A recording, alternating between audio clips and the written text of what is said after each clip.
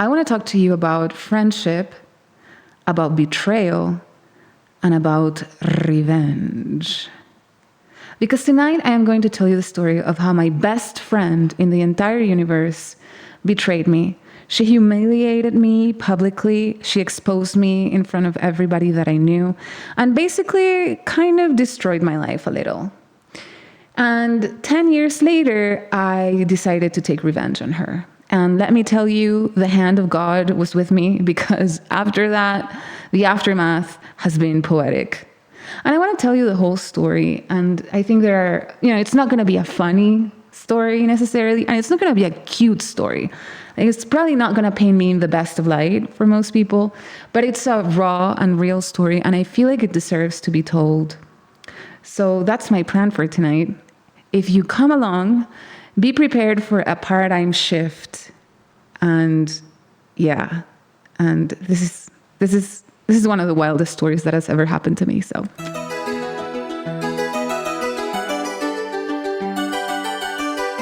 all right, so before I jump in with the gossip, like the whole situation, and before I lay bare all my trauma in front of you, before I do that, I want to first explain to you my position, because I feel like most people watching probably come from a different paradigm than me. I was raised in a Jewish community. I was raised Jewish, and the God of the Old Testament is not a pacifist. He's not exactly a pacifist God. If anything, he spends most of the Old Testament pleading with the Jews to take revenge on everyone that hurted them.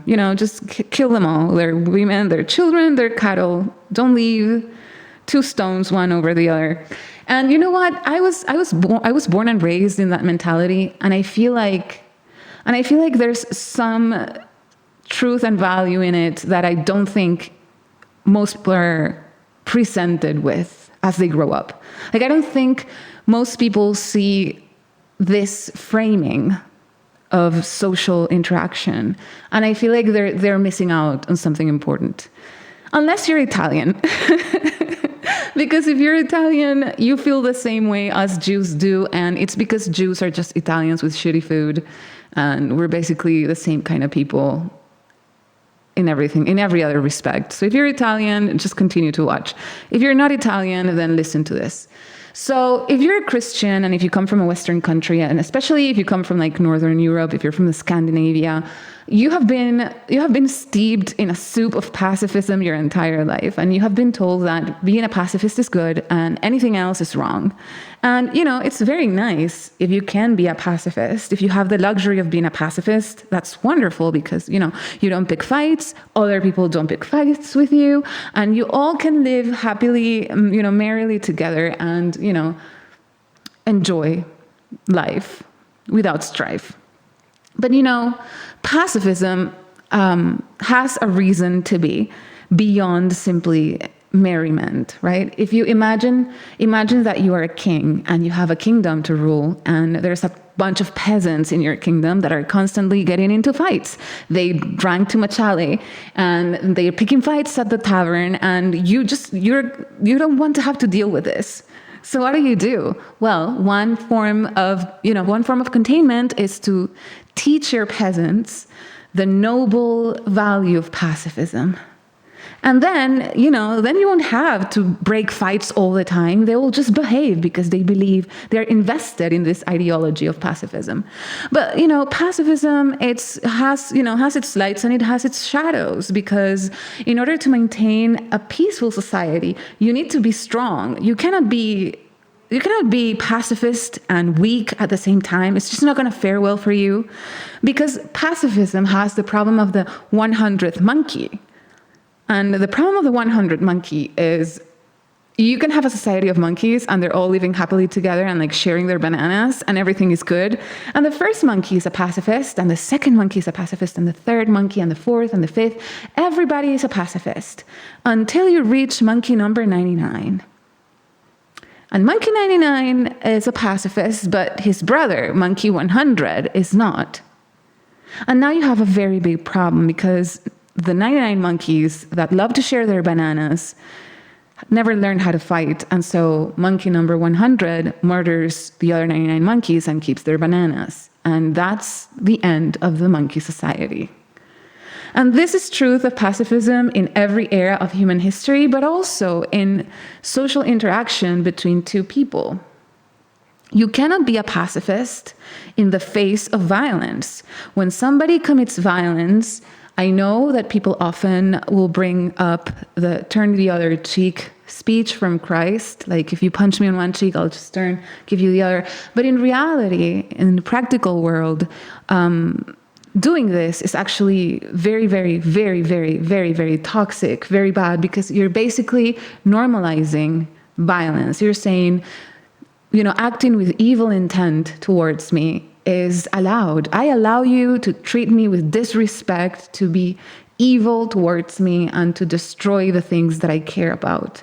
And I'm not going to stand in your way. And that, my friends, is corrosive. That, my friends, destroys the very essence of your own being. Because if you're not willing to stand up for yourself, nobody else will. And so that's the first lesson and paradigm shift that I want you to see before we delve into the story.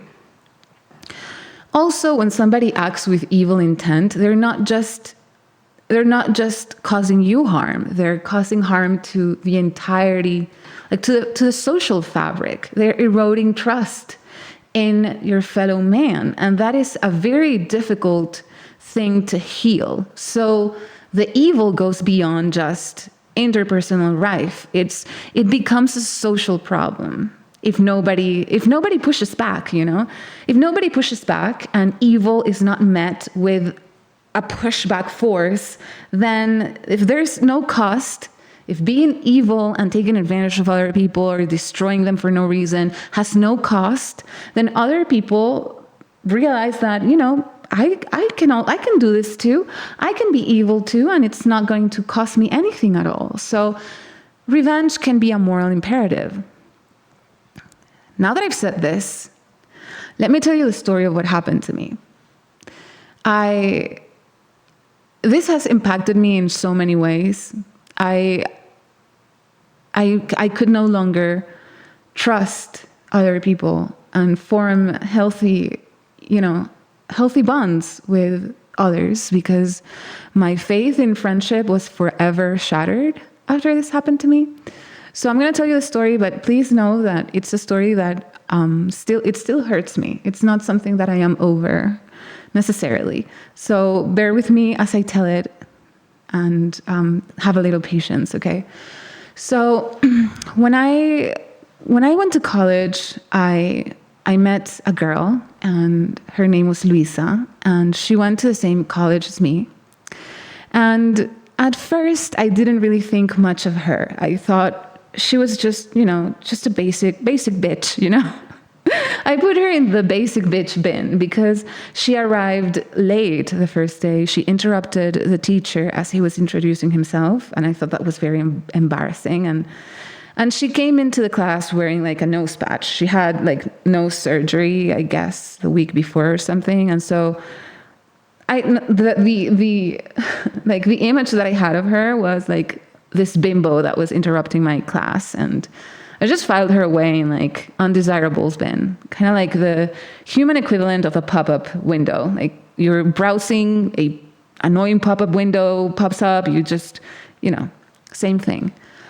But then I realized at the end of the day, we had a philosophy class, and I realized that I had been very prejudiced towards her. And she was actually a pretty interesting person. We got into a discussion. I don't remember exactly the topic, but she could actually hold an argument and even improvise and throw me a curve. And I thought that was fascinating. And we became very good friends, very, very good friends. And in my college, we were together for every single class for 5 years. So I would see her, and we were in class. I mean, our schedule was crazy. We had 10 different classes, 10 different subjects every year. So we had classes were like 12 hours a day, something crazy like that. So I saw her every day for many, many hours for 5 years. We would study together. We were doing projects together, and I would often go to her house, and I would often have sleepovers at her house to study for a test. Typical things that friends do in high school or in college. And we became very, very, very close. And to me, she was very special. I held her in very high regard, and she occupied a very special spot in my heart. Like, I loved her, honestly. I loved her. The most intense kind of love that you can feel towards a friend, I felt it towards her, because I had never met anybody else that I could talk to about the things that I cared about. And she was deep and analytical, and she would bounce ideas with me, like, with ease. And that was just very valuable for me. And so I am someone who has, I normally try for my actions and my words and my thoughts to be in alignment. It's very important to me. Like, I don't feel good if my thoughts and my actions and my words are not aligned. It's something that I feel like, I feel very, very strongly about, that I have to. So I am someone who's very frontal and straightforward.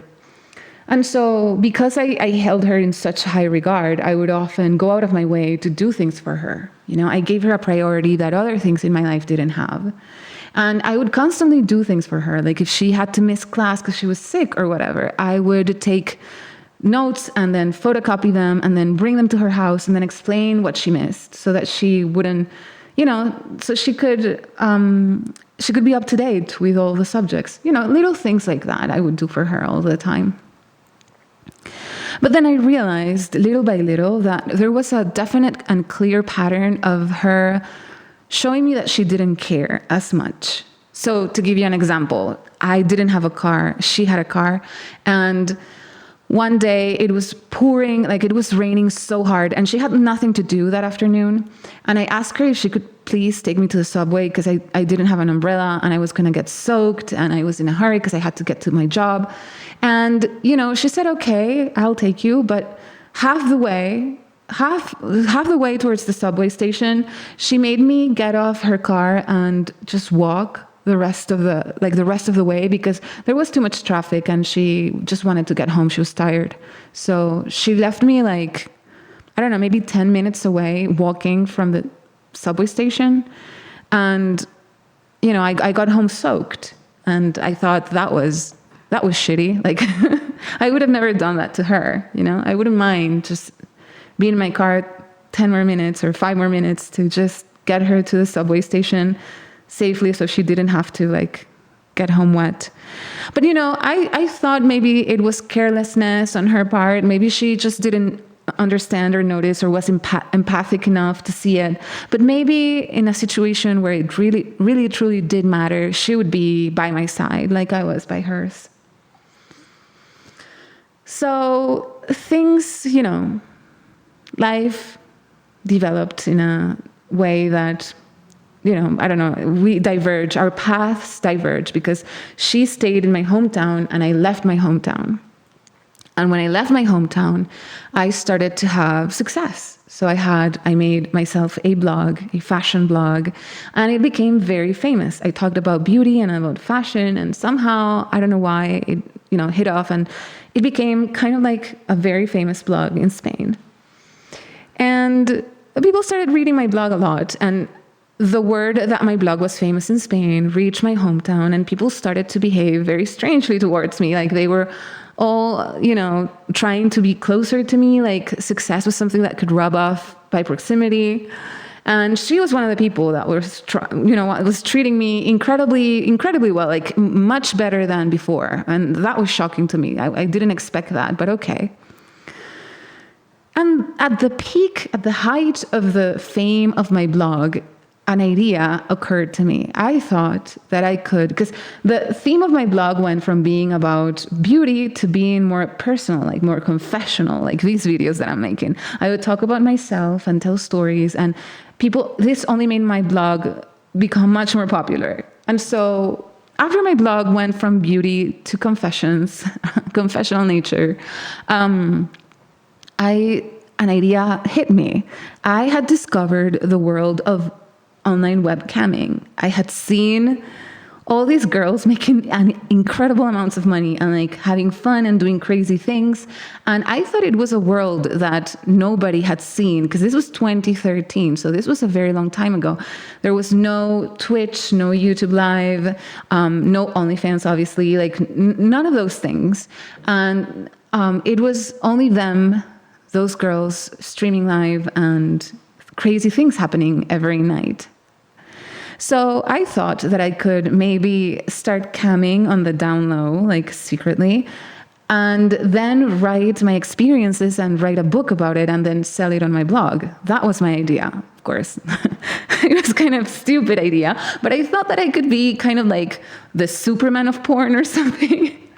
You know, I could be like Superman at night, and then during the day, just Clark Kent with like my pair of glasses, and nobody would know the difference. But let me tell you one thing.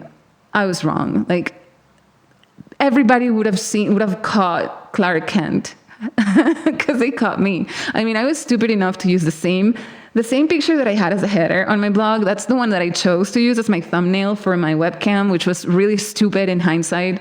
But I got, like, because my blog was so popular, I got discovered in like a month.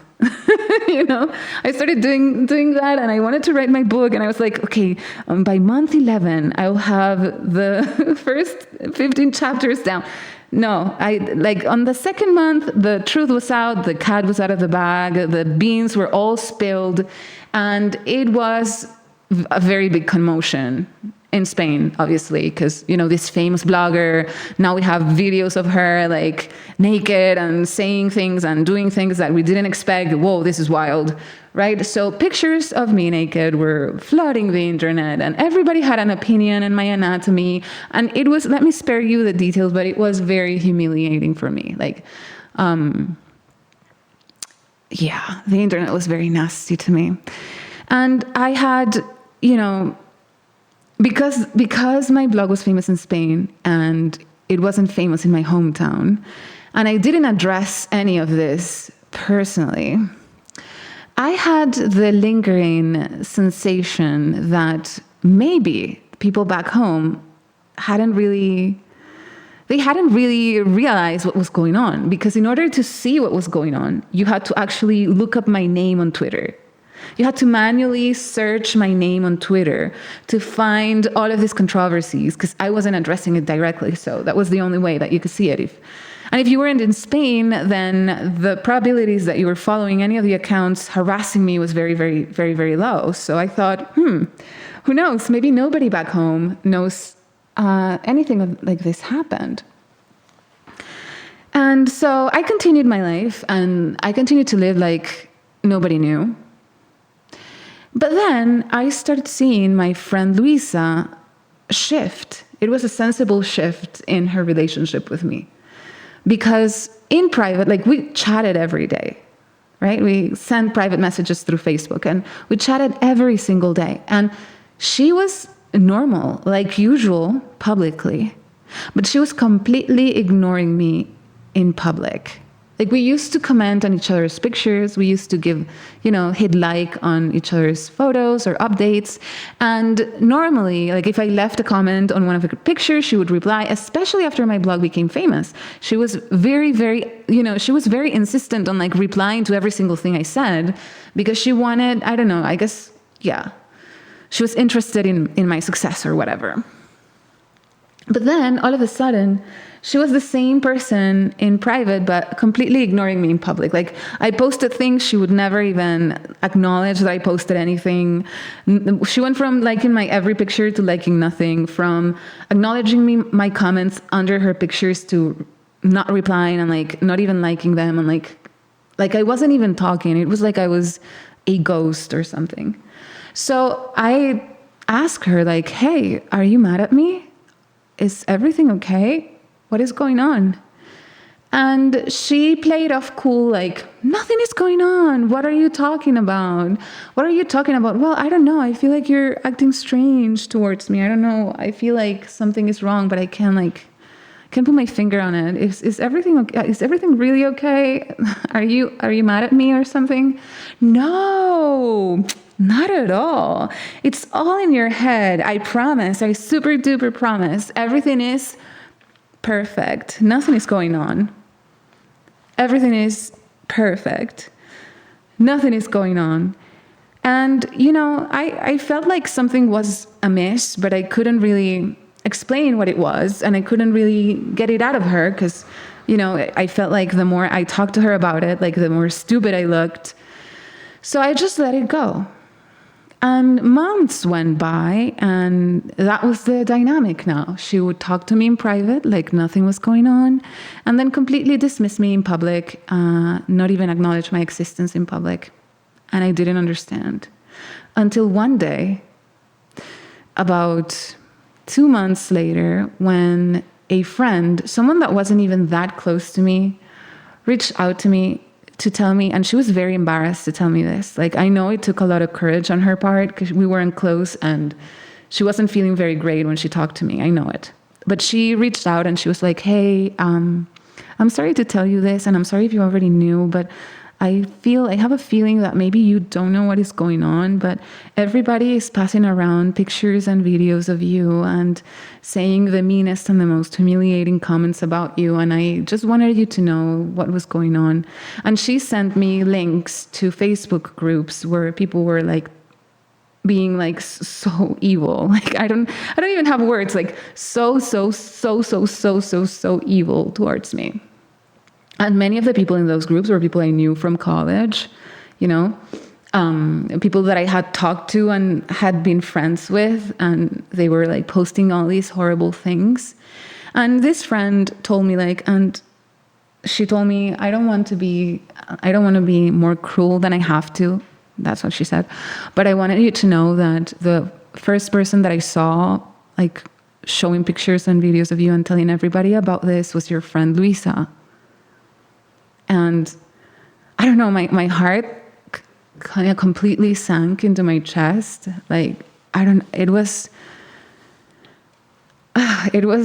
so painful. And I thought she was full of shit. Like, I appreciated that she reached out, but I didn't think it was true. Like, I thought this cannot be. Like, this, it's impossible that Luisa would do this to me. It's not something that she would do to me. It's impossible. Except another friend then reached out and told me the exact same thing. And now I had 2 accounts from 2 people that did not know each other telling me the exact same thing about her. And this just shattered, like it broke my heart. Like it completely broke my heart. Like I was not expecting that at all from her. And I still didn't want to believe it. I still was holding on to this idea of my friendship and my beautiful friend and all of that. And so I was also very naive. Like I didn't understand diplomacy or like duplicity or the art of doing like this. So I just reached out to her and I was, hey, I'm so sorry, Luisa, but I've been told this, and is this true? Like, were you the person who shared all of this with everybody and unleashed this on me? And you know what she did? I saw her transform and use every single tool that you could possibly imagine a manipulator to use. She used them all of them, like gaslighting and like all the things that people like warn you about with like psychopaths. She used them all. Like first she played the victim and she felt like she was mad at me for doubting her integrity as a friend.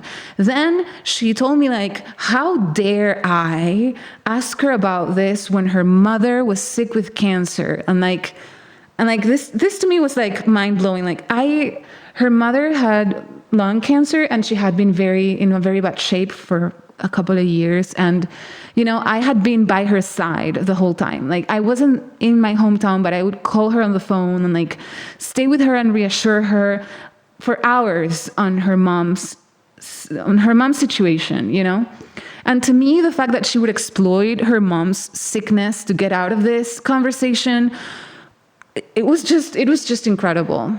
Incredible, like absolutely mind-blowing. And she said to me that that whatever happened, that she was not the person who spread this about me, but she was not going to tell me the names of the people who did, because she was not a gossiper like they were. And if I thought that the fact that she was refusing to reveal the names of the people that were basically destroying my life was reason enough to stop being friends with her, that she understood, but she was not going to tell me a single name of the people who were behind it. And oh boy,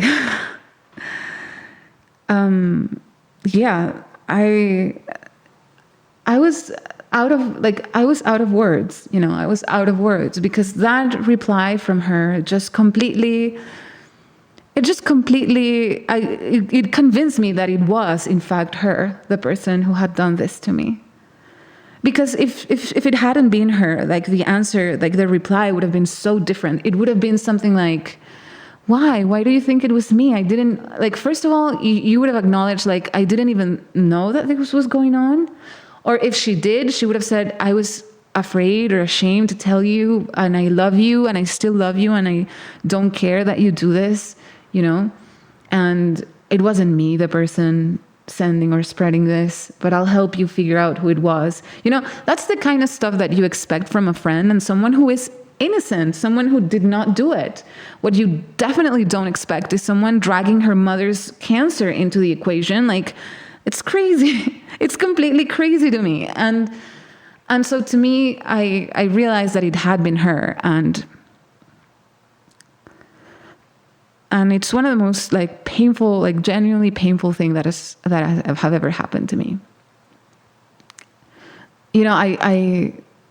I already recorded a video a long time ago telling the story of how I got outed for being a cam girl, and like all the tragic things that happened in my life because of that. I'm going to link it here somewhere so you can see it if you want. But just without having to like derail this entire video to tell you about that, just know that the impact that had in my life was huge. And there was a tangible impact, the complete loss of reputation. But the biggest impact really was the fact that I could never again trust anyone. Really, I could never again trust anybody to be my friend. And it's because when something like this happens to you, it's like they are pulling the rug under your feet. All of a sudden, everything that you thought was real and everything that you thought was true is suddenly a lie, and you have to question your own sanity. Like, that's the toughest part. Like, you end up questioning your own sanity. Like, how couldn't I see this? How could I trust this person and their intentions? And all this time that I have had them in my heart, they were actually full of resentment, and they hated me, and I didn't see it. I didn't see it coming. How can I trust myself again? How can I trust my own judgment on other people? How can I can't. I am not a good judge of character. I am not a good judge of other people's intentions, and I cannot trust myself to have a friend again, to be vulnerable with another person again, That was the hardest lesson, like the hardest thing that I learned from that episode in my life. And it really affects me. It really affects me until today. I still, I don't have friends. And part of the reason that I don't have friends, I thought it was because I hadn't found the right person. But about a year ago, a little bit longer maybe, the sweetest girl that you could possibly imagine reached out to me, and she wanted to be my friend. And I gave it a solid try, and she was so sweet, and she was so good. But a part of me just part of me just couldn't let go of the sensation that at any moment things could flip and she could betray me too. And so I basically cut contact with her and didn't even give her an explanation. And it was because I can't get over that feeling of not knowing, of never knowing what the other person is up to, because I'm not a good judge of character. So I'm sorry if I'm making like your night sad. That was not my intention. Oh my God. But when I set out to make this channel, I thought that, I cannot promise you consistency in the sense of like, I'm not a comedian. I cannot always give you funny stories or shocking, wild stories, or like make you giggle or make feel good videos. I have to be honest and make the stories that I want to tell and be real when telling them. And this one is not a happy story and it's not a funny story. And I am so sorry. I'm so sorry, but it's raw and it's real and it's true. And it's what I have to tell you today. So I hope you understood like how impactful this was in my life, how it marked like a before and an after. It completely destroyed me internally, like as a person. I have to say it was very difficult to recover, not from getting outed. It was very difficult getting outed. Don't get me wrong. Like everybody, all your friends or your family turning their back on you is a hell of its own. But the true wound was inside of me. Like the true wound was, I am not someone worth loving, and I am not capable of determining the nature of somebody when I get close to them. So, that was terrible. But I recovered, and time went on. And when we had the last fight about this, I told her, I don't understand. Like the last email that I sent her, I told her, I don't understand why you're doing all this pearl clutching. Because she was saying, all of this that's happening is your fault, Yael. You're the one at fault because you're the one who stood in front of a webcam and let the whole world see her. So how are you upset that I am sharing these pictures or videos or whatever, or that they're being shared? Not that she shared them. She never admitted to doing anything wrong, of course. But, And to me, it was just very shocking to see her clutch her pearls, because she was a very loquacious woman, if you know what I mean.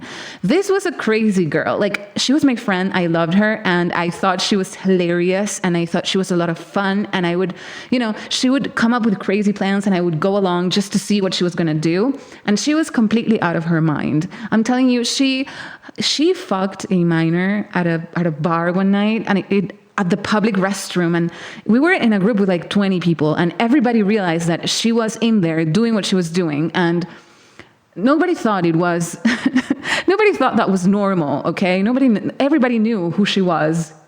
Okay, she was a floozy is what I'm trying to say. All right, I had so many stories about her that were like 100 billion times more shocking than undressing in front of a webcam.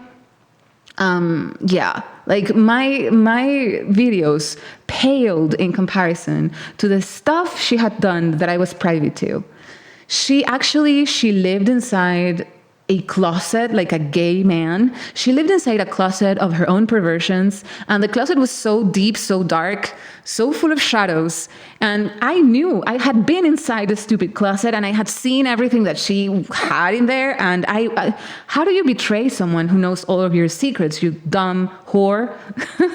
You know what I mean? And I told her this in that email. I said, you know what? One day I'm going to tell everything I know about you in my blog, and you're going to repent, sister. That's what I told her. But she never really replied to that email. In fact, she never really acknowledged anything or apologized for anything. And 10 years went by. And you know what she did? Because it doesn't end here. Instead of apologizing, or instead of, acknowledging what had been done to me by her, or, I don't know, reaching out to see how I was doing, I don't know, something, or just plain out disappearing from my landscape, just disappear, just go poof. I took the high road. I didn't share any of your insane stories with the world. Just vanish, okay? Disappear from my landscape. But she didn't. You wanna know why? Because, and this is the craziest thing, she started to copy everything that I had done in my life. Everything that I had done in my life, she started to copy it like an insane person, okay? Like an insane person. She started copying everything I did that was not risky, you know? Everything I did that her friends from high school wouldn't disapprove of, she copied. So, for example, she opened herself a YouTube channel where she would talk about all of the things that I talked about in my blog when it was a beauty blog. But not only would she talk about those things, the pictures that she took for her thumbnails were exact copies of the pictures that I had taken for my blog. It was like side to side by side. It was like the same pose, the same, like, it was almost as if she had a folder in her computer where she stored all the pictures from my old blog, because the blog was offline. She stored them and then she recreated them. Cuckoo, crazy, insane. And, you know, it made me chuckle when I found it.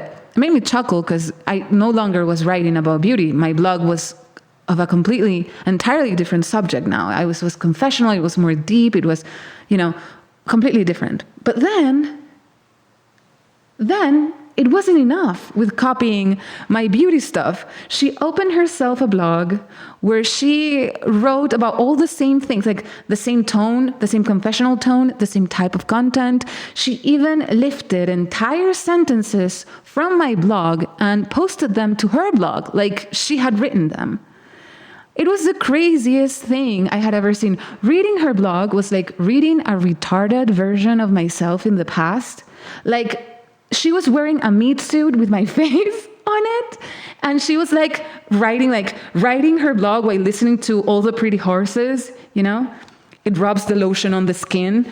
It was insane. It was the craziest thing. And she wouldn't stop. And, you know, it wasn't an ego thing as much for me. Like, it was this sensation of like horror, of like watching a horror movie with like a serial killer who wants to wear your face. It was like having a parasite that sucked on my blood and I couldn't get rid of. Like, what was she doing? Like, in which mind is this, like, does this enter? It was just completely insane. So she kept perfecting her mask of my face and trying to wear it for years. Until one day, you know, I said, you know what, I've had it. 10-year anniversary from the day this bitch took my pictures and posted it and gave them to everybody. And I've had it, you know. I've had it with her mimicking me. I've had it with her being a parasite. I've had it with her doing all of these shit to me that I did not sign up for. So I'm going to take my revenge. And you know what I did? This deserves a toast. So cheers to what I'm about to tell you. I took my blog that she so religiously read, and I wrote this entire story, posting the pictures, like the side-by-side pictures of her YouTube channel and my blog. And then I told the entire world the things that she was hiding in her closet, her proverbial closet.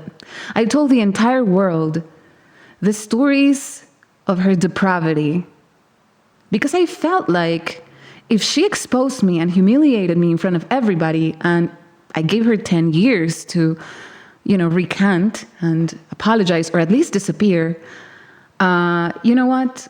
I was going to do an eye for an eye. So I went ahead and I told everybody what I'm about to tell you.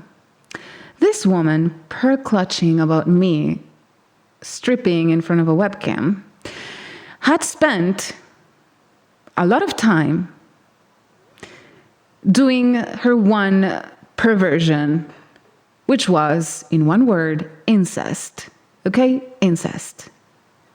This was a girl who had an older brother. She lived in a very beautiful, huge house in one of the most luxurious parts of Caracas, and she had a boyfriend called Paulo. And Paulo was, a blonde guy with very good, exquisite table manners. You know what I mean? He was like tanned, blonde, and very well mannered. He had a very beautiful family with like 5 siblings and a dog. And, and he was a very good guy, but she was bored out of her mind with him. If she didn't break up with him, I suppose it was because he gave her some sort of sense of stability in her life, sense of routine or something. But anyway, her parents took trips often, and when they were on a trip, they would leave the house and everything in it in the hands of the older brother, a guy named Santiago. And Santiago was a pretty strange dude. He gave off a very creepy vibe, okay, I give you that. But he was her older brother and he was in charge. And so one night while her parents were away, she decided that it would be a great idea to sneak Paulo in to her bedroom so that she could spend the night with him in her bedroom. And everything seemed like it was going smoothly until late at night, they heard a sound. They heard a sound in the hallway and Luisa realized it was her brother approaching her room. So in a panic, because apparently the brother didn't know that she was sneaking her boyfriend in for the night, she stuffed her boyfriend into the closet, the big dark closet.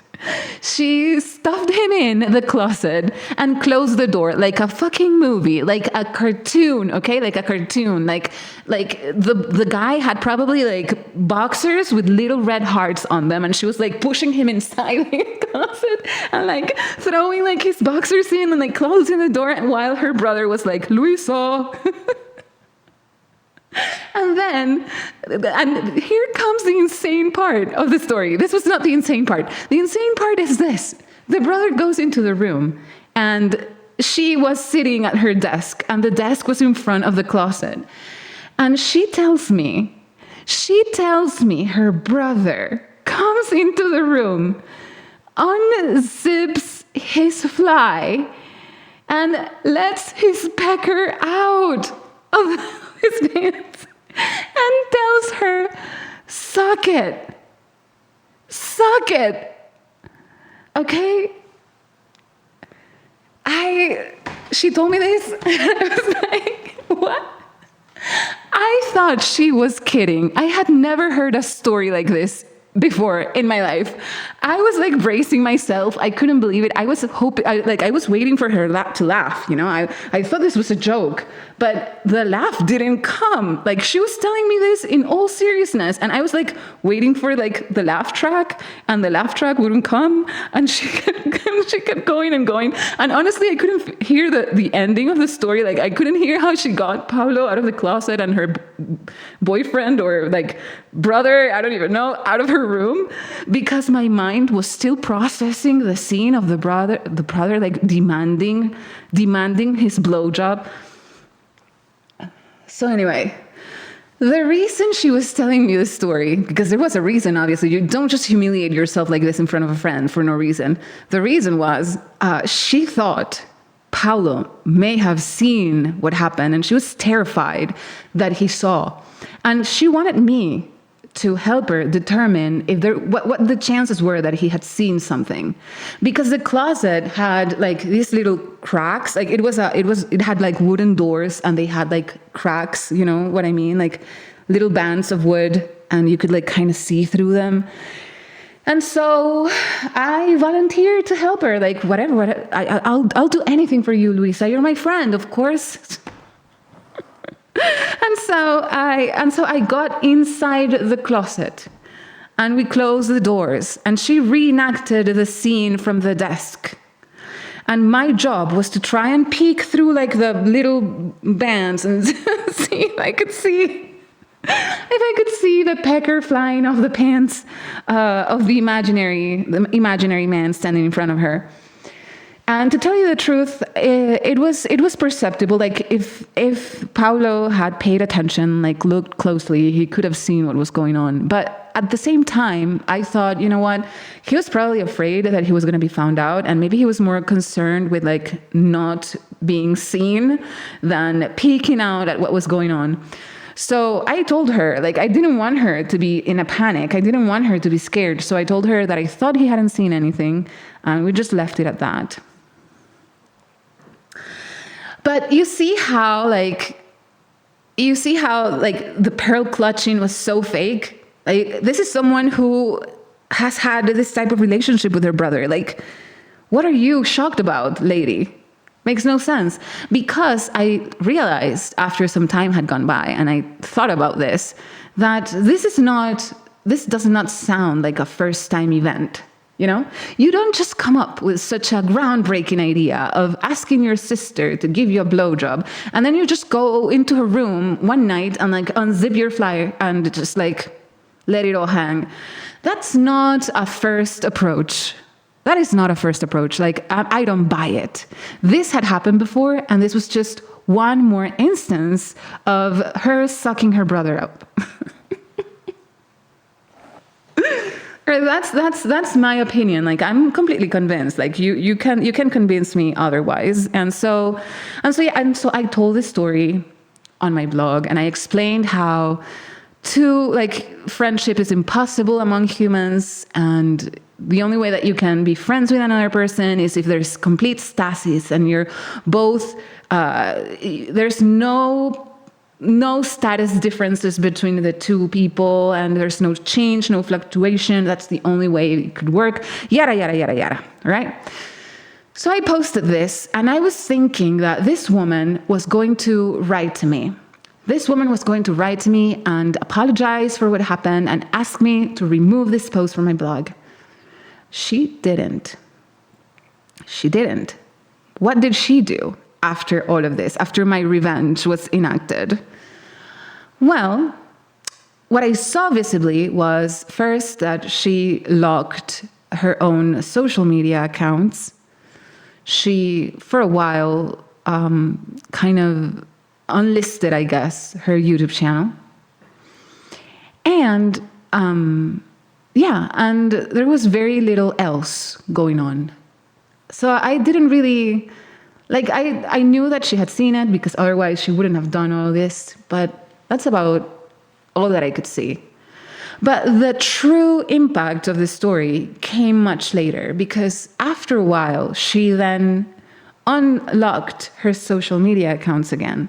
And you know what I realized? That all of her friends from high school that she was so close to, that would go out with her for coffees, like every week, were no longer in her pictures. Like, she was not like hanging out with them anymore. And I don't think that was voluntary. And the second thing is, she got divorced. She was married to someone, and that person divorced her. And it didn't happen long after the post went up. So I don't know if it's related to my revenge. It certainly feels like it is. Her husband had some reputation to maintain. He was like a little author. And I feel like he probably was a coward, just like her. And he probably jumped ship when he realized that he could be in for some sort of scandal. So, just like my life was destroyed by her actions, my revenge caused some real trouble in her life. And I wish that I could say that this was somehow, that made me happy, in a way, to see her eating dust like that. And, to a degree, I suppose I do feel better that the record has been set straight, and that the pain that she caused me did not go unpunished. Another part of me feels really sorry. Like, the part of me that loved her feels really bad for her. And sometimes I wonder if how she's doing, and I hope she's doing okay, because I am a dumb asshole and I never learn. But that's the story of what happened. And if I hadn't done this, the message I would have I would have been sending myself was, it is okay to betray you. It is okay to betray your trust. It is okay to do all of these things to you and not defending yourself. And that would have been such a wrong thing to say to me, because the first person who needs to take care of me is myself. The first person who needs to defend myself is myself. And the first person who needs to set things straight after is me. And if I don't do it, then the universe is forever in disarray. The strings of destiny are forever twisted. There is a tension that is not resolved when someone hurts you with intent. I'm not saying someone hurting you in accident. I'm saying somebody premeditated evil against you. If you let that pass and you do not push back, then you are contributing to the pain in your life. You're allowing the strings of the destiny to be completely knotted up in a very unhealthy way. So I hope that by listening to my story, you understood that sometimes revenge is necessary. And you also learned that you cannot cross me. You cannot cross me because sooner or later, I'll get you. And you'll suffer for it. It's not going to be costless. You cannot cross me and go on your merry way and have no consequence. I will come back for you, even 10 years later. Right. I hope you had a good time watching this episode tonight, and I'll see you tomorrow. Have a good one. Oh, by the way, before you leave, I don't really put much faith on YouTube recommending my channel to anyone. Yeah, I don't think that's going to happen in at least 3 years. So if you want to continue to watch me and know when I post something, the best thing you can do is to put your email in my list of emails, because I send out emails to people whenever I post something. Because if you subscribe, God knows, YouTube is not going to show you my videos. I'm subscribed to a lot of people and I never see them again. Never, because YouTube just doesn't let me know when they post something. So if you want to see my face again, yeah, you have to go here. Go here, and there's a little form there. You just put your email in my box, and then confirm your subscription, and then you'll receive my emails. So yeah, I hope you had a wonderful time, and I'll see you again soon. Bye.